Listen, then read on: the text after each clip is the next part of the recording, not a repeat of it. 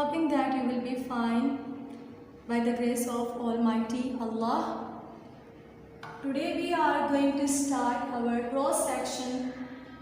In cross section we will read text 1 in our lecture number 3 of the first year English. The title of this reading text 1 is Pakistan Zindabad, which is extracted from Qaid-e-Azam written by John Walton, a scholar of Old Testament. This text is based on historical events during the independence and Pakistan movement.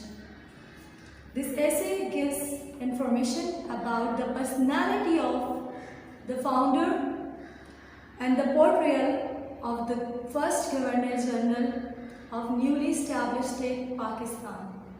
This essay highlights the struggle of Muslims of South Asia to achieve land of their own for their freedom, and also sheds light upon the days when the independence movement of Pakistan was in progress.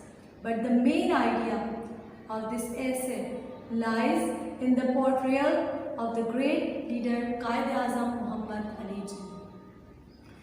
Dear students, this essay consists of 2 parts, and today we will study the part 1.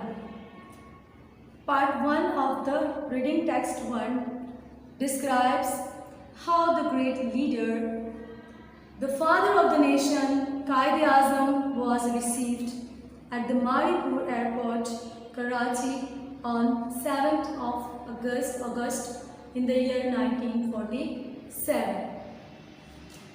The second part, which we will read in our next class, traces the history of the efforts made by Muslims during the period ranging from the adaptation of the Pakistan Resolution in March 1940 till the final freedom and the establishment of a new homeland in August 1947. And this essay ends on the death detail of Qaid-e-Azam Muhammad Ali Jinnah. At the beginning of the lesson, the author is describing his views on the excitement, cheer, happiness among the people of the newly established country, Pakistan, for their establishment. The first thing to mention about is a warm and exuberant welcome, outstanding welcome of the father of the nation, the first Governor-General of newly established state. The people of Pakistan, newly homeland, were jubilant, overjoyed, happy at the creation of Pakistan. The founder of Pakistan came to Pakistan a week ago before independence. On 7th August 1947, a large crowd of enthusiastic, excited, jubilant people were gathered at Maripur Airport, Karachi, to offer a warm, energetic, and passionate welcome to their leader. Their eyes were fixed on the airplane. As soon as a tall, dignified, elderly man appeared from a silver plane wearing a white pure sherwani, the excited people of the new state shouted with one voice, Pakistan Zindabad, Pakistan Zindabad, live long Pakistan, live long Pakistan. Everyone was very excited, enthusiastic,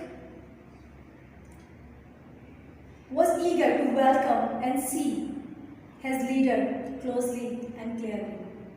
Because he was their great leader, Qaid-e-Azam, the founder and the first Governor-General of their new state, who had given them a sense of freedom, liberty. He dreamed of a separate country for the Muslims, which he made true in shape of Pakistan. When Quaid-e-Azam passed through a large crowd of people that stretched from the airport to the city, people were showing their excitement, their happiness, and their eyes were full of tears of joys and happiness. Never-ending cries of the national slogan, Pakistan Zindabad. Never-ending cries of national slogan it was. And at that moment, Quaid-e-Azam Muhammad Ali Jinnah was a very strong feeling man. Although he was the greatest achievement, yet Jinnah did not boast of his victory. In his early days, when nation was celebrating independence, the one who had made it possible seemed so calm, serious, and strained. He saw the enthusiasm of the people, of the nation, who were cheering, but he did not himself express his feeling of pride or relief. He did not let anybody to know his feelings. He never revealed his feelings. He always kept his feelings to his control. He saw the enthusiasm, excitement of the newly state pupil, but he did not let anybody to know about his own feeling. Perhaps he was lost in the thought of those miserable million of people who were being attacked, killed, kidnapped on the roads and railways while crossing the borders to reach their destination, their own homeland, Pakistan from India. For the first time, after the creation of Pakistan, Quaid-e-Azam expressed his joy by a smile when he could see the people, when he was not being seen. On the Independence Day, he went to the balcony of the government house. He was watching the people who were cheering. He just smiled to show his joy. However, he looked apparently strained, but in reality, actually, he was a very kind-hearted person. He had a soft corner in his heart.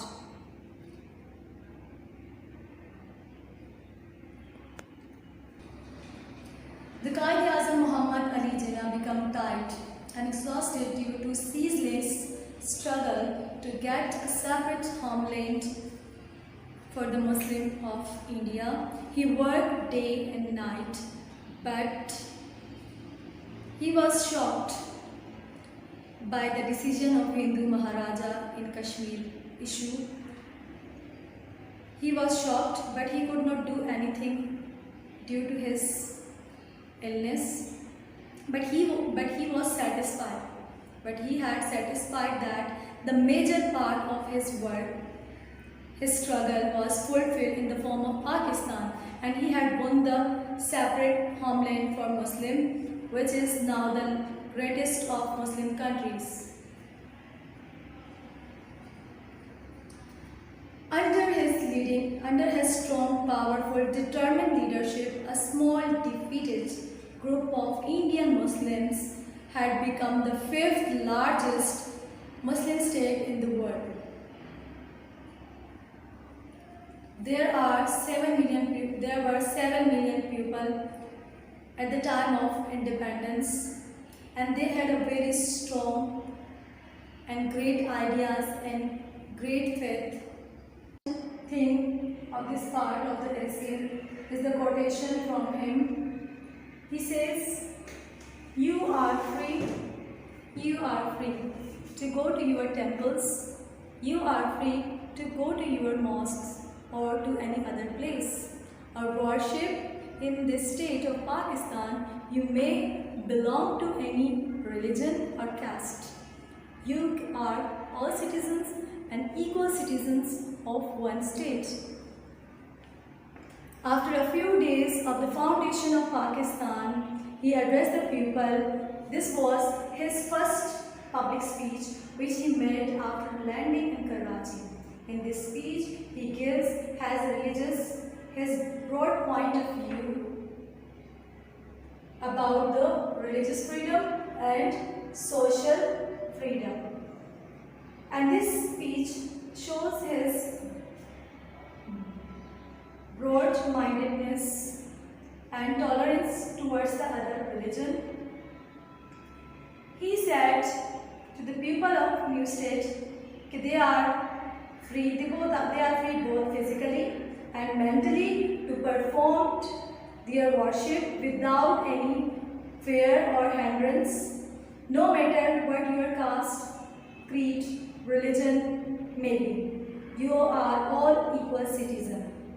There will be no discrimination against anyone. His speech reminded the people of the Prophet's teaching, Prophet ﷺ teaching. He said in the last sermon that all men are equal in the eyes of God. Although Qaid-e-Azam Muhammad Ali Jinnah was Muslim, he was not prejudiced against other religion. He believed in equality, uniformity, and had a belief on equal rights of all individuals.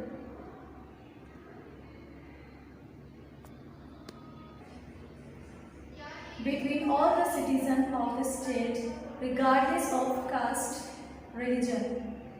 And this speech, Qaid-e-Azam Muhammad Ali Jinnah explicitly spoke of the religious minorities of Pakistan, giving equal rights and freedom to all the citizens.